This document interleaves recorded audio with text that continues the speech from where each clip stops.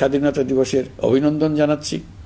পবিত্র মাহে রমজানে মহান আল্লাহর অশেষ মেহেরবানি আমাদের উপরে বর্ষিত হোক।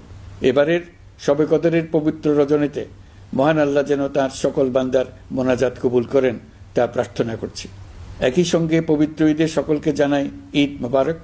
ঈদে পরিবার পরিজন নিয়ে নির্বিঘ্নে ও আনন্দ সহকারে নিজ নিজ বাড়ি যাবেন, আত্মীয় স্বজনের কবর জিয়ারত করবেন, গরিব পরিবারের খোঁজ খবর নেবেন, তাদের ভবিষ্যৎ ভালো করার জন্য চিন্তা ভাবনা করবেন, আপনার সন্তানদের সঙ্গে তাদের পরিচয় করিয়ে দেবেন, এই কামনা করছি।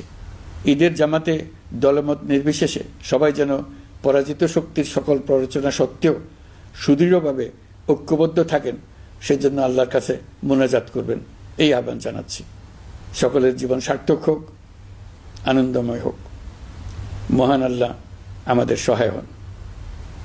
আল্লাহ হাফেজ।